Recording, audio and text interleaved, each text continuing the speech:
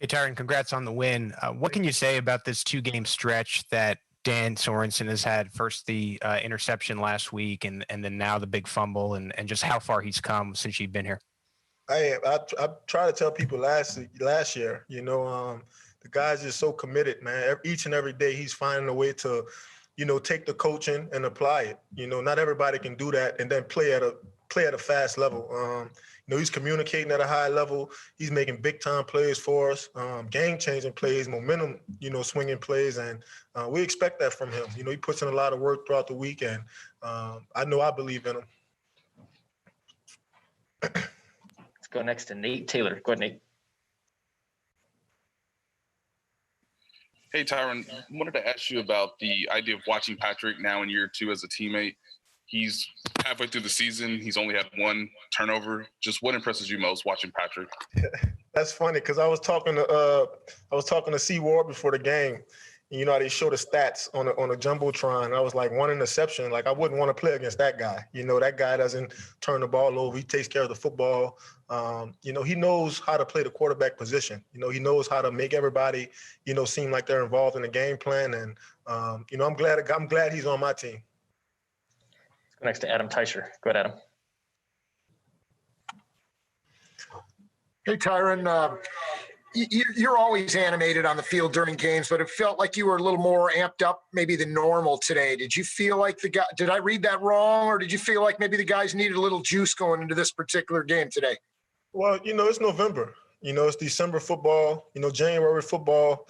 I think at this point in the season, we are who we are, as a team. And, so it's all about playing with swagger. It's all about playing with emotions, controlled emotion, and just going out there playing hard as you can for your brothers. But November, December football, I mean, that's the only way you punch a ticket, to play in the postseason. So we got to play our best. We got to feel our best. We got to bring everybody to that level.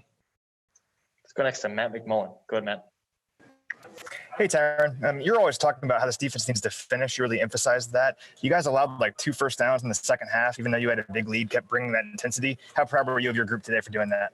Oh, yeah. I think all of us were committed. All of us were focused throughout the whole game, throughout the course of the game. I think Coach Spags do a great job, too, of just staying on top of us, reminding us, even after big plays, to this game isn't over. We got a whole another half to play. It's a lot of football left. So I thought our guys took it seriously the whole way through. And that's what you want. You never want to stoop down to the level of any opponent if you feel like you're a better team. So I'm proud of my guys, but it's a lot we could clean up, from that first half. Let's go next to Sam Mellinger. Go ahead, Sam. Hey, Tyrann. My question is a little bit along those lines. I mean, the coaches have talked a lot this year about complacency. I know you're basically like an extension of them to the players. I'm just wondering what your messaging is along those lines, and specifically, how did you guys get better today, considering the opponent? Well, like I told the team, it's all about us. It's all about our standard. It's about the way we live, the way we practice, what we're capable of doing.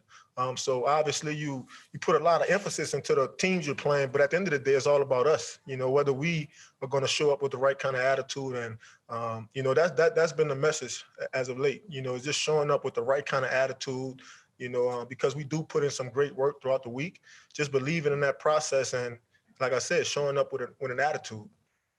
Got time for 2 more guys. We'll go Harold and then Mitchell. Go ahead, Harold. Hey, Tyrann, first things first, Jack, our janitor, says congratulations on the win. Second off, the takeaways. You finally got that takeaway in the second half, kind of leading into what others have talked about, the momentum going forward in the second half. Just what it meant to get that takeaway, to see Sorenson get that, and just trying to keep that momentum going forward now as you go to the second half of the season. How do you kind of take something that you get from this game, that second half play, going forward? Well, Coach Spags, showed a clip last night of Kobe Bryant. And, obviously Kobe Bryant is a well-accomplished player. But all Kobe Bryant talked about was getting better, at something. So I think that's really the mindset for us as a defense, is to really pick apart the film, find what it is we can get better at, and then continue to move forward.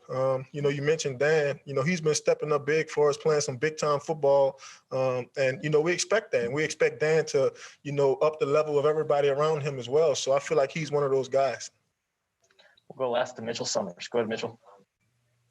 Hey, Tyrann, I'm sure you saw that after that last touchdown throw that Pat Mahomes carried off Tyreek Hill. So kind of speaking larger, what does it mean to see the way the team loves being around each other and celebrating? I mean, you don't always have that in the NFL. A lot of guys come to work and go their separate ways. I feel like this is a different locker room. I feel like we're really bonded.